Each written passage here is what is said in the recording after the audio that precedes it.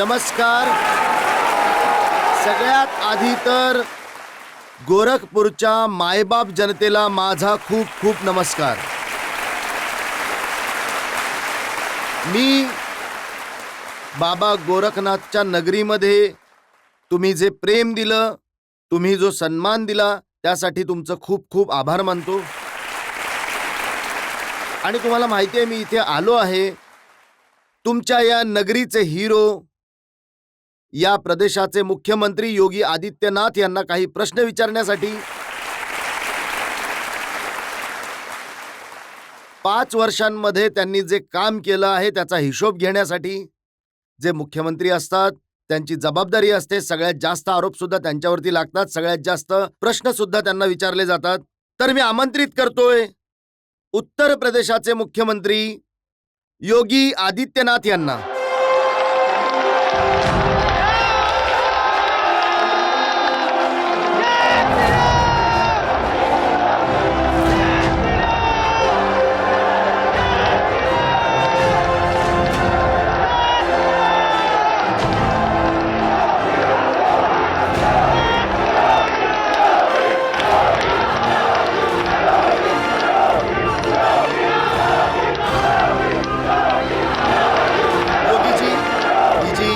गोरखपूरची भव्य नगरी आहे, ही तुमची कर्मभूमी राहिली आहे आणि लोकांचं प्रेम तर इथे दिसून येतंय.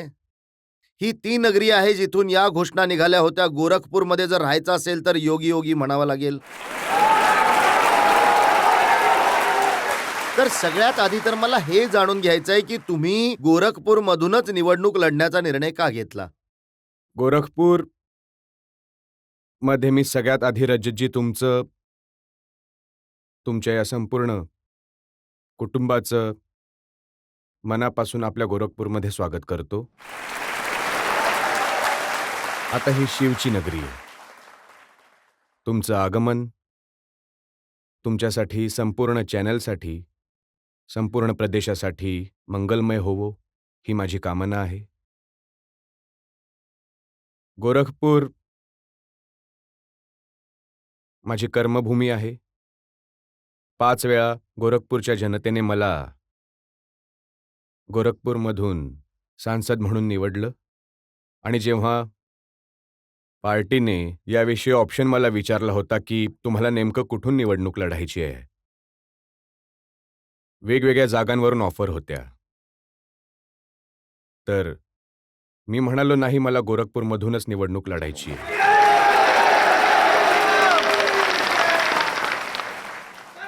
कारण गोरखपूरचा अर्थ खूप स्पष्ट आहे की गोरखपूरमध्ये इथे अगदी उत्स्फूर्तपणे इथला प्रत्येक नागरिक निवडणुकीच्या प्रक्रियेमध्ये जोडला जातो आणि तिथे निवडणुकीचा निर्णय स्वतः ठरवतो. त्यामुळे मी गोरखपूरच्या जनतेच्या विश्वासावर या निवडणुकीला इथे सोडलं आणि मी स्वतः संपूर्ण प्रदेशांमध्ये प्रचार करण्यासाठी भारतीय जनता पार्टीच्या शाखेच्या समर्थनासाठी स्वतः निघालो. मला वाटतं यापेक्षा जास्त काही बोलण्याची आवश्यकता गोरखपूरवासींना नाही. योगीजी, गोरखपूरच्या लोकांनी तर तुम्हाला संन्यासीच्या रूपामध्ये पाहिलं, पण तुमचे जे विरोधी आहेत ते म्हणतात की संन्यासी बनले, कुटुंब नाहीये. कुटुंबातील लोकांच्या अडचणी काय असतात, ज्यांचं कुटुंब असतं त्यांच्या वेदना काय असतात, हे एका संन्याशाला काय माहीत. आता कुटुंबातील लोकांच्या गोष्टी तर प्रत्येक व्यक्तीने पाहिल्या आहेत. त्यांच्यासाठी जेव्हा कुटुंबाची गोष्ट असते तेव्हा ते साफाच्या खानदानापर्यंत त्यांचं कुटुंब सीमित होतं. त्याच्या बाहेर दृष्टी नव्हतीच. आणि राहिला प्रश्न माझा, तर मी उत्तर प्रदेशच्या 25 करोडच्या जनतेला आपलं कुटुंब मानतो. त्यांच्या सुखदुःखामध्ये सहभागी होतो. तुम्ही आठवा की जेव्हा कोरोनाची सेकंड वेव्ह आली होती, तेव्हा मला सुद्धा कोरोनाच्या तावडीत मी सुद्धा सापडलो. जसा माझा रिपोर्ट निगेटिव्ह आला, तर निगेटिव्ह आल्यानंतर त्यावेळची परिस्थिती बघून मी ठरवलं की नाही, मी या फील्डमध्ये गेलं पाहिजे. आणि मी निघालो. वेगवेगळ्या जनपथावर मी निघालो. एका पथावर गेलो मी तिथला रिपोर्ट मागितला. मी म्हणालो, की इथे किती कोविड पॉझिटिव्ह आहेत? मला सांगितलं गेलं, मी विचारलं काही काही वस्तींची नावं माझ्याकडे आली आहेत, तर मी त्यातील एक जागा अंकित केली.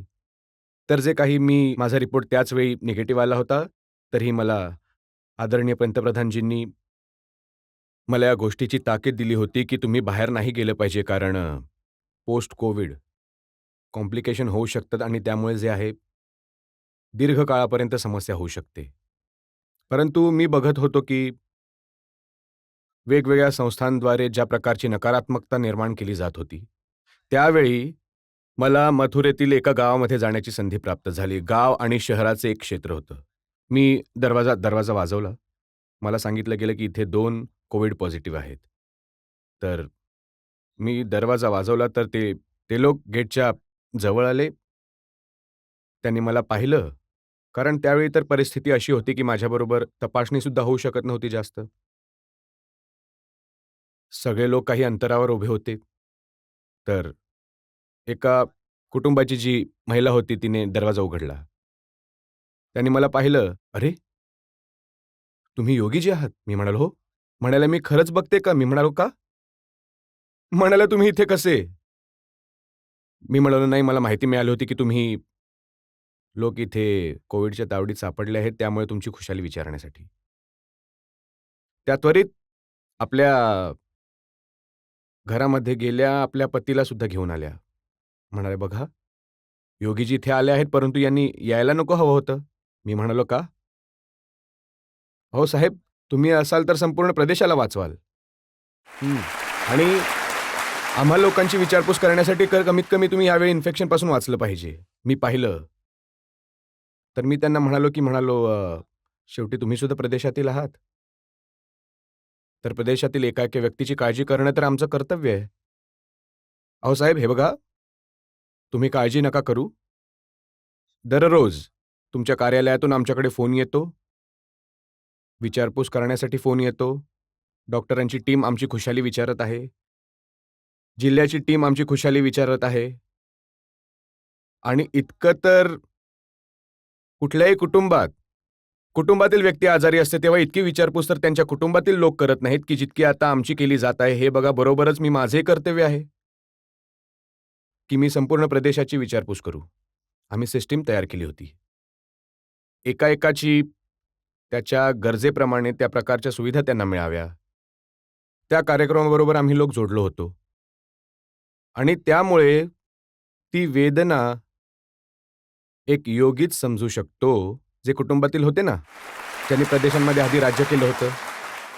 यातील किती लोक होते जे कोरोना काळामध्ये किंवा त्याआधी कुठल्याही आपत्तीमध्ये प्रदेशवासियांबरोबर उभे राहिले. कधीच नाही उभे राहिले. कधीच नाही.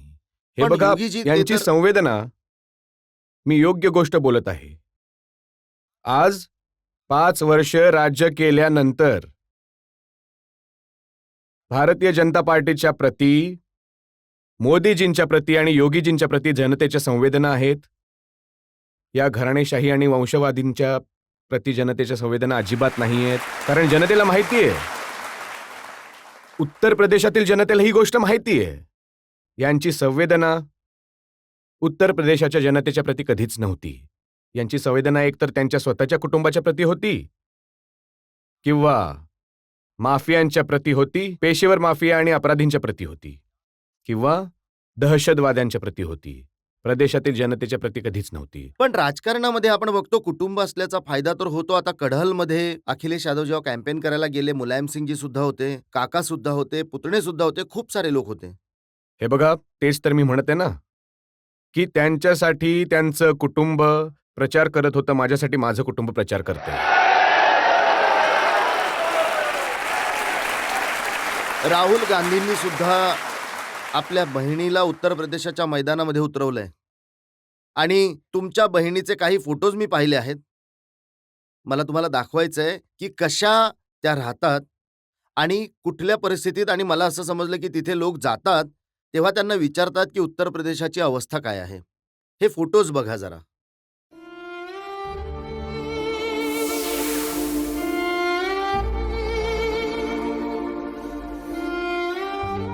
कितीतरी किलोमीटर चालत घरापासून येतात, एक चहाचं दुकान चालवतात, प्रसादाचं दुकान चालवतात. तर तुम्हाला नाही वाटत का की सगळे आपल्या कुटुंबाकडे लक्ष देतात, तर तुम्ही सुद्धा जरा लक्ष द्यावं? मी तर एक योगी आहे आणि मला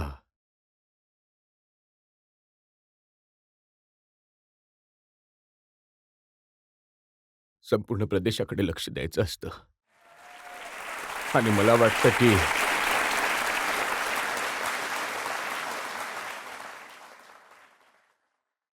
एका मुख्यमंत्र्याच्या रूपामध्ये मी आपल्या राजधर्माची शपथ घेतली आहे, कुटुंबाची नाही.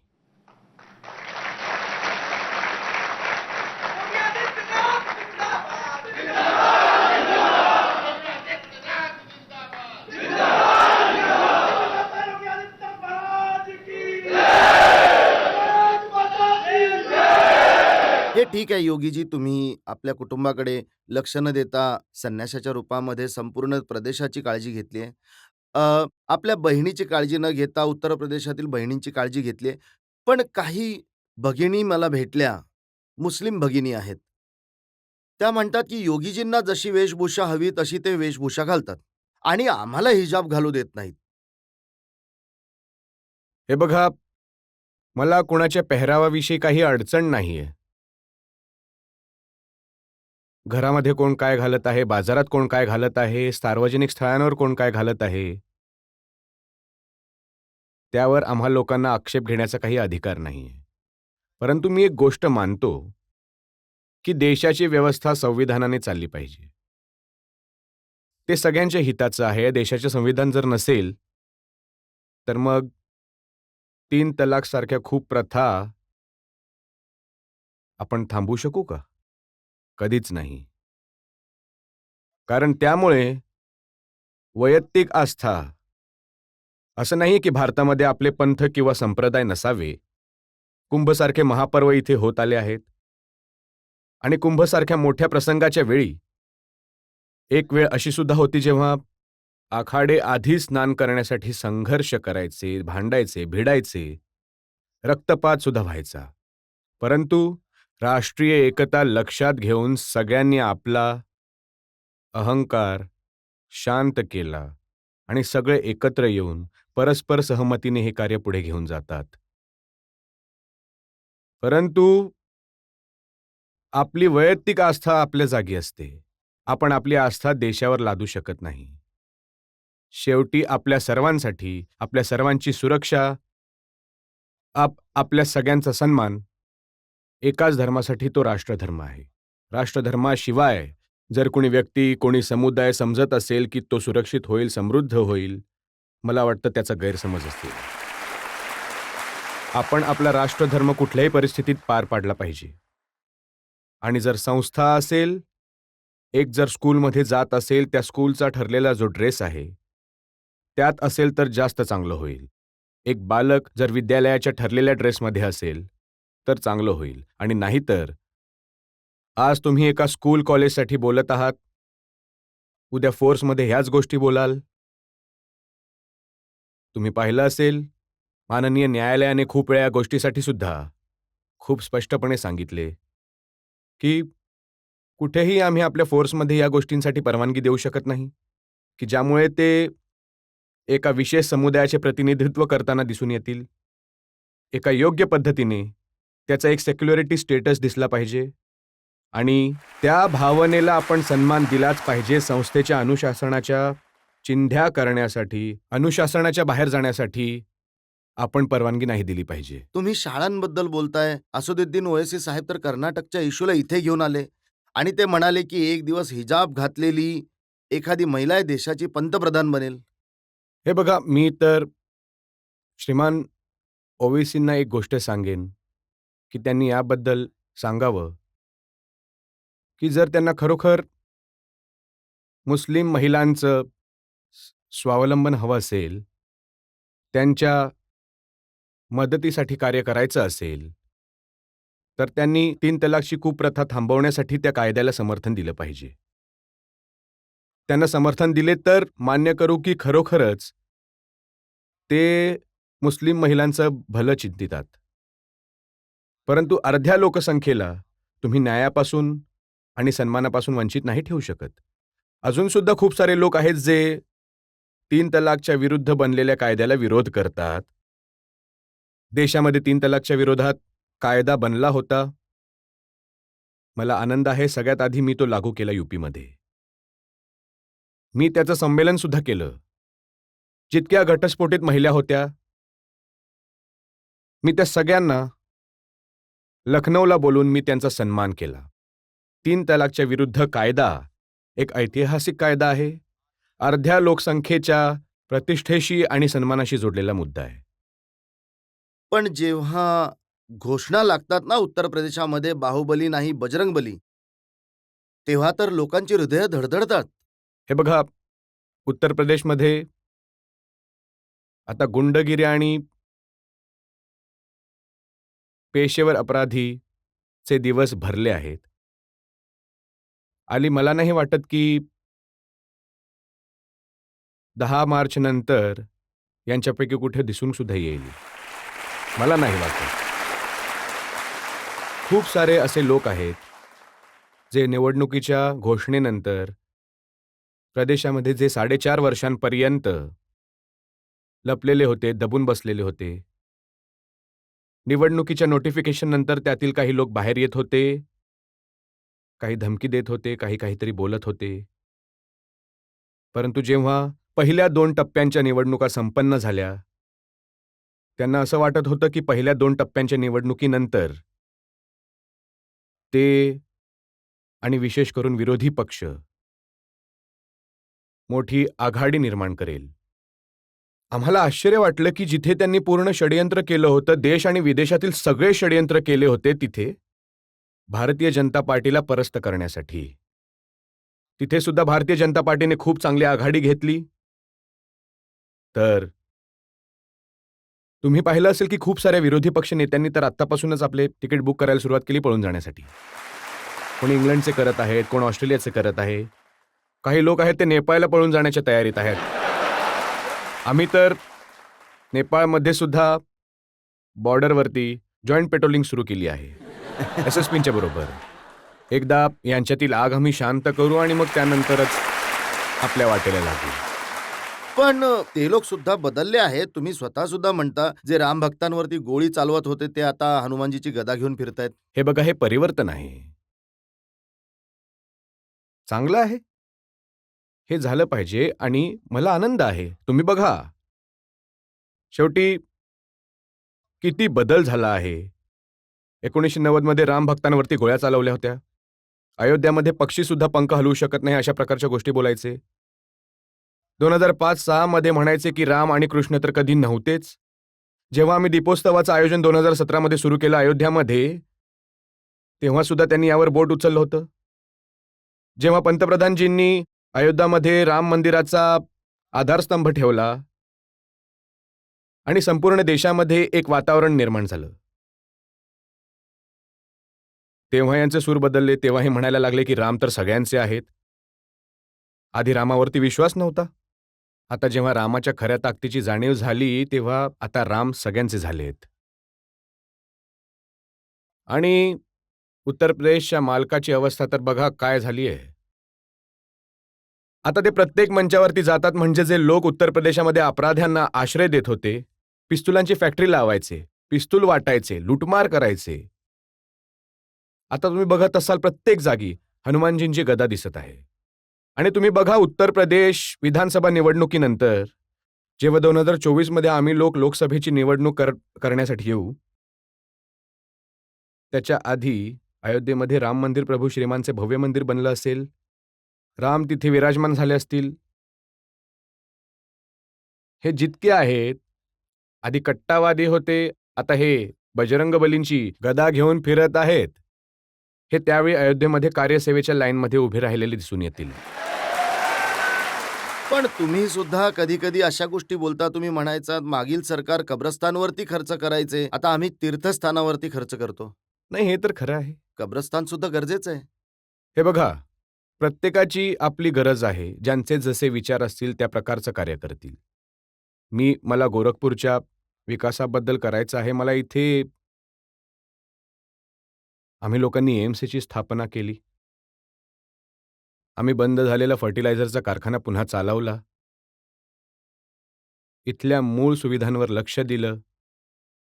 लोकसंख्या वाढीबरोबर गोरखपूरमध्ये लोक कुटुंबासोबत येऊ जाऊ शकतील. बघा, प्रकृती प्रदत्त किती छान आहे गोरखपूरमध्ये, जिथे रामगढताल म्हणून तलाव आहे. मी बघत होतो एक दिवस. कित्येक कुटुंब बोटिंगमध्ये होते, कुणी आपली बर्थडे पार्टी साजरी करत होते, कुणी कुटुंबाबरोबर फिरायला निघाले होते, सगळेजण. हे सभाकार्य प्रेक्षागृह गोरखपूरवाल्यांना मागील 5 वर्षांमध्येच मिळालं आहे. गोरखपूरमध्ये 2017च्या आधी वीज येत नव्हती. गोरखपूर काय पूर्ण प्रदेशामध्ये नव्हती. वीज नव्हतीच. हे जे फ्रीमध्ये देण्याबद्दल बोलत आहेत ना, त्यांच्याकडे वीज नव्हतीच. अंधारातच राहत असायचे, कारण सगळी कामं अंधारातच व्हायची. तर वीजच देत नव्हते. जेव्हा मी मुख्यमंत्री बनलो, तेव्हा मला सुद्धा म्हणाले, की "साहेब, गोरखपूरमध्ये 24 तास वीज द्यायचे." मी म्हणालो, "केवळ गोरखपूरमध्येच का? संपूर्ण प्रदेश का वंचित राहील?" तर म्हणाले, की "नाही साहेब, आजपासून आहे, की जिथला सीएम आहे तिथेच मिळते." मी म्हणालो, की "मी सीएम तिथला नाही आहे, मी सीएम पूर्ण प्रदेशाचा आहे." आणि मी म्हणालो, "गोरखपूरमधील कुठलाही व्यक्ती हे स्वीकारणार नाही, की केवळ गोरखपूरलाच वीज मिळेल. गोरखपूरवासी तेव्हाच वीज घेतील, जेव्हा प्रदेशामध्ये 24 तास आपण वीज देऊ." आणि आम्ही एकत्र एप्रिलमध्ये 2017मध्ये संपूर्ण प्रदेशासाठी वीज दिली. जो विकास आम्ही गोरखपूरमध्ये बघत आहोत, हा विकास संपूर्ण प्रदेशांमध्ये, वेगवेगळ्या अशा शहरांमध्ये आहे. पूर्ण प्रदेशाचा ब्रँड बनला आहे. प्रदेशाला एक नवीन ओळख दिली आहे. आणि उत्तर प्रदेशामध्ये आम्ही लोक हेच करत आहोत. हे जे वंशवादी, कुटुंबवादी आहेत ना, कुटुंब यांचं बरोबर तोपर्यंत आहे, जोपर्यंत लूटमारीत हिस्सेदारी आहे. नाहीतर त्यांच्यात मुलगा वडिलांना धक्का देतो, पुतणा काकांना धक्का देतो. तर या लोकांकडून काही अपेक्षा ठेवू नका, जे आपल्या कुटुंबाचा आदर करू शकत नसतील. कुटुंबवादी असण्याचं ढोंग करता तुम्ही, पण त्यानंतर त्यांचा आदर किंवा त्याला सांभाळून नाही घेऊन जाऊ शकत. त्यांच्यापासून अपेक्षा नाही करायची. ते आपला प्रदेश कसे सांभाळू शकतील, जे आपलं कुटुंब सांभाळू शकत नाहीत? एक तक्रार वारंवार आहे तरुणांना रोजगाराची, आणि प्रत्येक जागी ही गोष्ट उचलली जाते ती, जितका रोजगार तुम्ही वचन दिलं होतं तितका रोजगार तुम्ही नाही देऊ शकला. रजतजी, हे बघा, मी याच्याशी सहमत नाहीये. हे बघा, 5 वर्षात पैकी केवळ 3 वर्ष आमचे प्रदेशमध्ये प्रामाणिकपणे काम करण्यामध्ये गेले. 2 वर्ष आम्हा लोकांची केवळ कोविड व्यवस्थापनावरती गेली. हे बघा, 5 वर्षांमध्ये आम्ही जितकी सरकारी नोकरी दिली, हे बघा, केवळ नोकरीच्या जाहिराती काढल्याने नोकरी मिळत नाही. नोकरी एक पारदर्शक व्यवस्थेबरोबर प्रत्येक युवकाला नोकरी मिळावी, त्यांची प्रॉपर ट्रेनिंग व्हावी, त्यांचं प्लेसमेंट व्हावं आणि त्यांची सॅलरी त्यांच्या कुटुंबापर्यंत पोहोचायला पाहिजे. ही संपूर्ण प्रक्रिया असते. आम्ही 5 वर्षांमध्ये 5 लाख पेक्षा जास्त युवकांना सरकारी नोकरी दिली आहे. मी ही गोष्ट सांगू शकतो 2003 पासून ते 2017 पर्यंत. या 14-15 वर्षांपर्यंत सपा, बसपा, सपाचं सरकार राहिलं आहे. या लोकांनी 14-15 वर्षांमध्ये जितक्या नोकऱ्या दिल्या नाहीत आणि ज्या नोकरीच्या जाहिराती काढल्या होत्या, जी प्रक्रिया या लोकांनी सुरू केली, तुम्ही पाहिलं असेल, की यामध्ये जास्त तर विवाद झाले. न्यायालयाला स्टे द्यावा लागला. आम्ही लोकांनी या ज्या नोकऱ्या काढल्या संपूर्ण पारदर्शकरित्या, हे बघा, माझी पहिल्या दिवसापासून धारणा होती, की जर कुठे भेदभाव कराल, यूपीच्या कुठल्याही युवकाबरोबर कुठेतरी चुकीचं झालं, त्याच्याबरोबर अन्याय झाला, ती संस्था जबाबदार असेल, जी संस्था या परीक्षेशी संबंधित असेल. आणि आम्ही कारवाई सुद्धा सुरू केली काही प्रकरणामध्ये. खूप कडक कारवाई केली. एका प्रकरणामध्ये तर मी संपूर्ण व्यवस्था भंग करून जे कोणी परीक्षेशी संबंधित लोक होते, सगळ्यांना पकडून मी बंद केलं. जेलमध्ये टाकलं. मी म्हणालो, यूपीच्या युवकांबरोबर चुकीचं करण्याची कुठलीही सूट नसली पाहिजे त्यांना. हां, ही प्रक्रिया आणखी वेगाने पुढे नेण्याची सुद्धा आवश्यकता आहे. जसं आम्ही लोकांनी नॉन गस्टेड जो ग्रुप 2ची आणि ग्रुप 3च्या जितक्या काही पोस्ट आहेत, या सगळ्यांसाठी कॉमन एलिजिबिलिटी टेस्ट आम्ही लोकांनी यूपीमध्ये आयोजित केली आहे. 25 लाख पेक्षा जास्त मुलं त्यामध्ये बसली आहेत.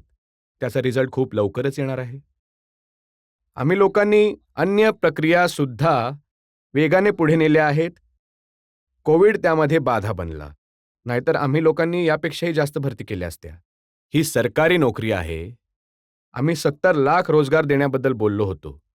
आणि मी तुम्हाला ही गोष्ट सांगू शकतो की आम्ही 2 करोडपेक्षा जास्त लोकांना रोजगार यूपीमध्ये उपलब्ध करून दिला आहे. यामुळे उपलब्ध करून दिलंय, कारण आम्हा लोकांची लॉ आणि ऑर्डरची जी परिस्थिती आहे, यामध्ये सुधारणा झाली पाहिजे. आज मी सांगू शकतो की यूपीमध्ये देशातील आणि जगातील प्रत्येक मोठ्या निवेशकाला यूपीमध्ये गुंतवणूक करायची आहे. 2017च्या आधी कुणालाच यायचं नव्हतं. जे होते त्यांना पळून जायचं होतं. 2017 नंतर जो बदल झाला, हे बघा पहिले 6 महिने लोक बघत राहिले. ही गोष्ट बघत राहिले की इथे बदल होतोय की नाही. मला आठवते की आम्ही लोकांनी जेव्हा आपल्या पहिल्या इन्व्हेस्टर समिटसाठी उत्तर प्रदेश लखनौमध्ये आयोजन करण्याचा निर्णय घेतला, तेव्हा मी स्वतः रोड शोमध्ये मी टीम पाठवली होती आपली. त्यांना जास्त यश मिळू शकलं नव्हतं. अहमदाबाद टीम गेली, बेंगलोर टीम गेली, हैदराबाद टीम गेली, कोलकाता गेली. एकूण मिळून 20,000 करोड रुपयांच्या गुंतवणुकीचा प्रस्ताव मिळाला होता. ते खूप निराश होऊन म्हणाले, की "साहेब काही वातावरण नाहीये." मी म्हणालो, "बघा यूपीमध्ये प्रथमच तुम्ही आपलं म्हणणं ठेवलं पाहिजे योग्यरित्या." ते म्हणाले, "नाही." मी म्हणालो, "चला एकामध्ये मी येतो." मी मुंबईला स्वतः गेलो होतो. तुम्हाला आश्चर्य वाटेल, की मुंबईच्या रोड शोमध्ये देशातील प्रत्येक निवेशक आला होता. मी ज्या कोणाशी बोलत होतो, ते म्हणायचे, की "बघा साहेब, आम्ही यूपीमधून तर शपथ घेऊन आलो आहे, की यूपीमध्ये परत कधी येणार नाही." मी म्हणालो, "पण का?" तर ते म्हणाले, की "साहेब असं आहे, की यूपीमध्ये अशा प्रकारचं वातावरण नाहीये." मी म्हणालो, की "वातावरण तर आम्ही करत आहोत." ते म्हणाले, की "हो, आम्हाला काहीतरी चांगलं इथे ऐकायला मिळालं आहे आणि हे कंटिन्यू राहिलं तर आम्ही लोक विचार करू." मी म्हणालो, की "तुम्ही लोक आमच्या इन्व्हेस्टर समिटमध्ये या." तुम्हाला आश्चर्य वाटेल, की आम्हाला 4,68,000 करोड देऊन गुंतवणुकीचे प्रस्ताव मिळाले होते, ज्याला मी 3,00,000 पासून 3,00,000 करोड रुपयांपेक्षा अधिक गुंतवणुकीचे प्रस्ताव आम्ही लोकांनी अंमलात आणले आहेत. त्यामधील खूप सारे युनिट प्रोडक्शन सुद्धा केले होते. कोविड कालखंडामध्येच कोविड व्यवस्थापनाबरोबरच 66,000 करोड रुपयांपेक्षा अधिक गुंतवणुकीचे प्रस्ताव आम्ही अंमलात आणले. देशातील पहिले डिस्प्ले युनिट यूपीमध्ये लागलं आहे. प्रोडक्शन सुरू झालं आहे. डाटा सेंटर यूपीमध्ये 1 नाही 3-3 बनत आहेत आजच्या दिवशी. आणि हा कोरोना जर मध्येच ब्रेकर नसता बनला ना, तर आत्तापर्यंत आम्ही लोकांनी देशातील काय तर जगातील सर्वात फेमस सिटी उत्तर प्रदेशमध्ये आणली असती आम्ही.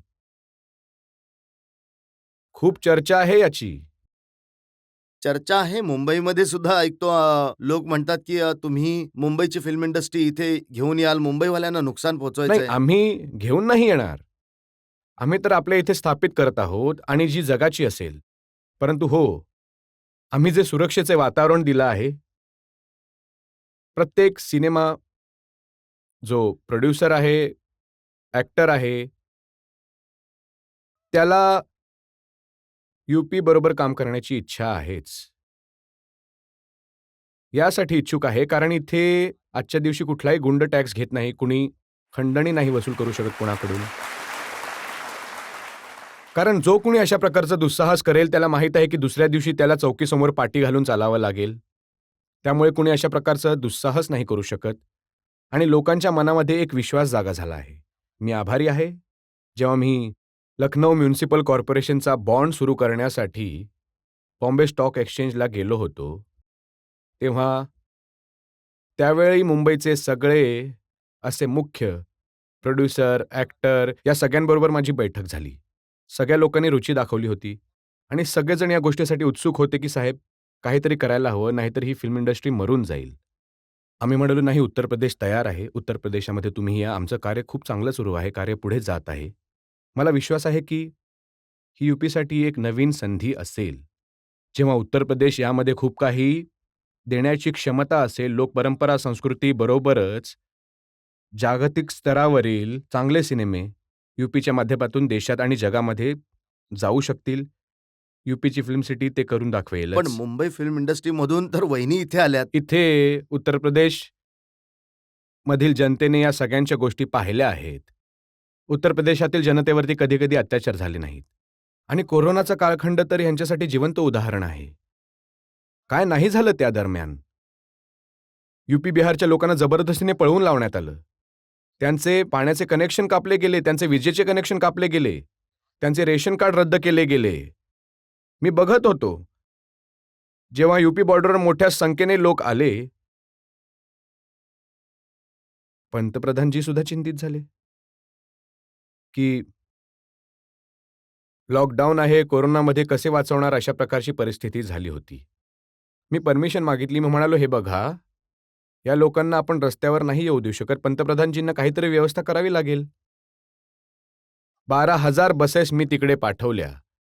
टीम पाठवली एकाच रात्रीत आणि मी म्हणालो, ज्या जिल्ह्यातील आहेत त्या जिल्ह्यामध्ये त्यांना घेऊन जाण्याची व्यवस्था करा. त्यावेळी क्वारंटीन पिरियड 20-21 दिवसांचा होता. मी म्हणालो, 1 महिना यांना ठेवा, जेवणाची व्यवस्था करा, नियमित चेकिंगची व्यवस्था करा यांचं मेडिकल चेकअप होत राहिलं पाहिजे. सगळ्या सुविधा त्यांना द्या. आणि त्यानंतर जेव्हा जातील, 15 दिवसांचं रेशन कार्ड यांच्याबरोबर गेलं पाहिजे, यांच्या घरापर्यंत पोहोचलं पाहिजे. 15 दिवसानंतर यांना रेशन कार्डने रेशन मिळताना दिसलं पाहिजे. एक मोठी संख्या यूपीच्या बाहेरची होती. खूप साऱ्या राज्यांनी घेण्यासाठी नकार दिला होता. आम्ही म्हणालो की नाही, ही लढाई राज्याची नाही, ही कोरोनाच्या विरुद्ध मानवतेची लढाई आहे. आणि जो कोणी यूपीमध्ये येईल, आम्ही त्याची देखभाल करू, त्यांची राहण्याची व्यवस्था करू, त्यांच्या खाण्याची व्यवस्था करू. आणि मी आपल्या अधिकाऱ्यांना या गोष्टीची सूचना दिली होती, की जेव्हा यूपीमधून जातील, तेव्हा त्यांना लंच पॅकेट आणि पाण्याची बॉटल नक्कीच द्या. जर आम्हाला अलाव करतील, तर त्या राज्यांच्या सीमेपर्यंत त्यांच्या घरापर्यंत पोहोचवा आणि गावापर्यंत पोहोचवा. आणि जर सरकार तिथलं अनुमती देत नसेल, तर कमीत कमी आपल्या वेशीपर्यंत तर तुम्ही नक्कीच सोडा. हे बघा, तेच लोक जायचे. इथून जेव्हा जायचे, तर जेवण तर आधीच करायचे, परंतु ते रिकामा डबा ठेवायचे आपल्याजवळ आणि दाखवायचे तिथल्या प्रशासनाला आणि तिथल्या शासनाला, हे बघा, हे यूपीने आम्हाला दिलं आहे.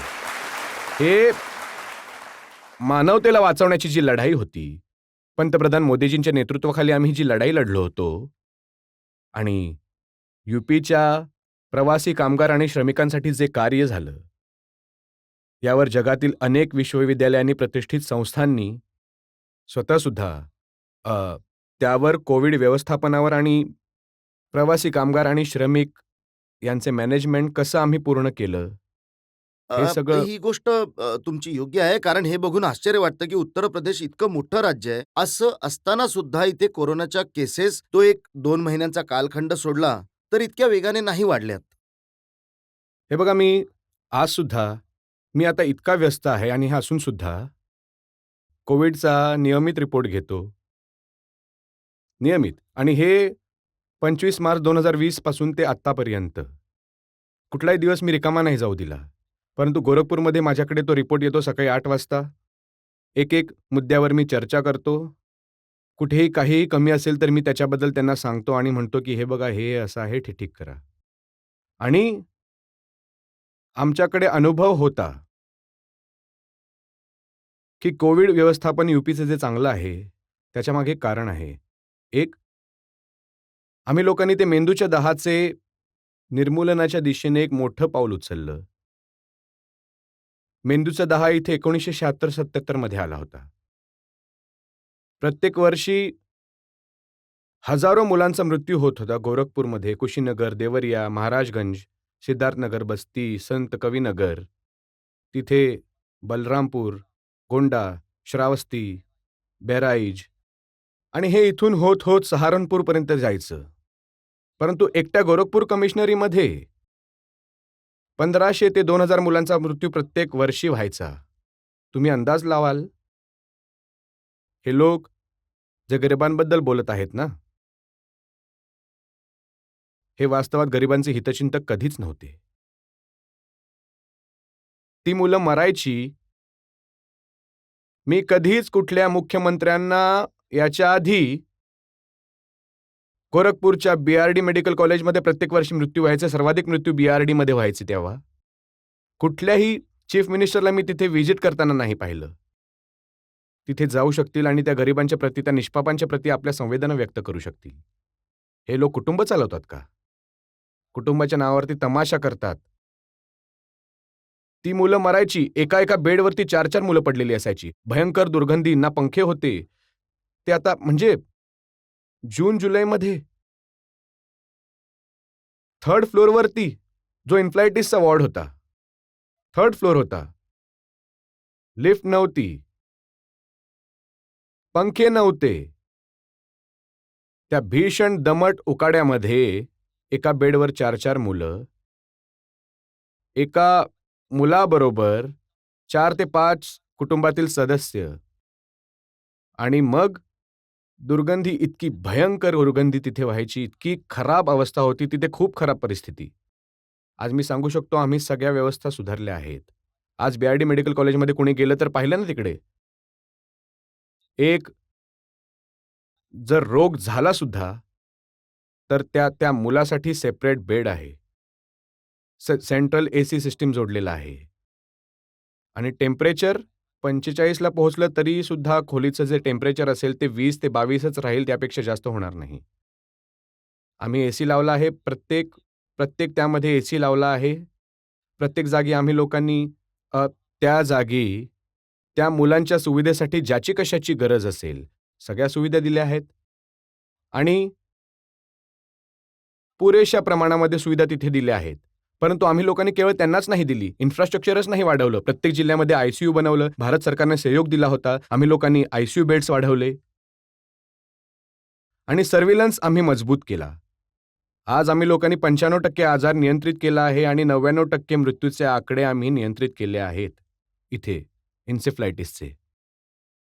स्वच्छ भारत मिशन, जलजीवन मिशन ते प्रभावितपणे लागू करणे आणि आंतरविभागीय समन्वयाने स्वतः मी समीक्षा करायचो प्रत्येक आठवड्यात. बाबा सांगा, गोरखपूरमध्ये किती व्हिजिट झाल्या? अवेअरनेसचे किती कार्यक्रम झाले? कुठला विभाग काय करत आहे? एकदा, दोनदा जर कुठल्याही विभागाच्या रिपोर्टमध्ये जर काहीही गोष्ट आढळली, असं नाही की तिथे जे विभाग मला देत आहे मी त्यांनीच संतुष्ट आहे. मी यामध्ये युनिसेफ आणि 5 अशा संस्थांना सहयोग सुद्धा दिला. मी वेगळा रिपोर्ट मागायचो की मला वेगळा रिपोर्ट द्या. आपला कुठला विभाग काम करत आहे, कुठला करत नाहीये. आणि कुठल्याही स्तरावरती हलगर्जीपणा होत असेल तर त्या विभाग अध्यक्षांना मी जाब विचारायचो, की हे बघा, हे नाही होऊ शकत. आपली निष्पाप मुलं मेली आहेत आणि तुम्ही रिपोर्टिंगमध्ये सगळा वेळ वाया घालवाल का? हे होऊ शकत नाही. आणि आज मी सांगू शकतो, त्या आजाराने साधारण 40 वर्षांपर्यंत पूर्व उत्तर प्रदेशाच्या आतमध्ये 50,000 निष्पाप मुलांना खाल्लं.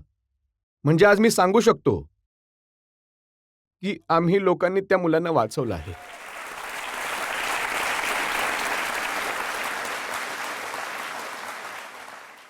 मी तुमच्या संवेदना समजू शकतो. आम्ही सुद्धा जेव्हा ते फोटोज बघायचो आणि टीव्हीवर बघायचो, तेव्हा खूप त्रास व्हायचा आणि खरंच त्यामध्ये आता सुधारणा झाली आहे. हे अगदी योग्य बोलत आहात तुम्ही. पण ज्या तुमच्या संवेदना आहेत, ज्या गरिबांच्या प्रती जे काम तुम्ही केलं आहे, हे तुमच्याबरोबर मंत्री असणाऱ्या लोकांपर्यंत सुद्धा पोहोचलं नाहीये. वारंवार म्हणाले, की मागासवर्गीय, अति मागासलेले त्यांच्यासाठी न्याय नाही केला, त्यांना हक्क नाही दिला. ही निष्पाप मुलं कुठल्या कुटुंबाशी आणि कुठल्या वर्गाशी संबंधित होते? कुणाशी संबंधित होते? मला वाटतं की यामधील फॉरवर्ड जातीची मुलं, जरी मुलांमध्ये भेदभाव होऊ शकत नाही, परंतु जर तुम्हाला त्याबद्दल बोलायचं असेल, तर मरणारी जी मुलं होती, त्यामध्ये 90% मुलं अनुसूचित जाती, जमाती, मागासलेल्या जातीचे होते. यामधील कुठल्याही व्यक्तीने कधी हॉस्पिटलची फेरी मारली नाही. वेळच नव्हता. कारण हे सगळं, हे बघा, ते लोक आले होते उद्देशाने. ते विसरले की भारतीय जनता पार्टी काही कुटुंबवादी पार्टी नाहीये. त्यांना भारतीय जनता पार्टीला आपल्या कुटुंबानुसार घडवायचं होतं. जेव्हा की भारतीय जनता पार्टी आपल्या राष्ट्रवादीच्या मुद्द्यांच्या आधारे त्यांना भारतीय जनता पार्टीच्या अनुसार बदललं पाहिजे होतं. आपल्या संकीर्ण विचारांपासून वर येऊन भारतीय जनता पार्टीच्या विराट विचारांबरोबर एकत्र यायला हवं होतं. नाही करू शकले. खूप साऱ्या अशा घटना होत्या त्यांच्या, होऊ शकत नव्हते, जे मी मुख्यमंत्री असताना ते पूर्ण नव्हते करू शकले.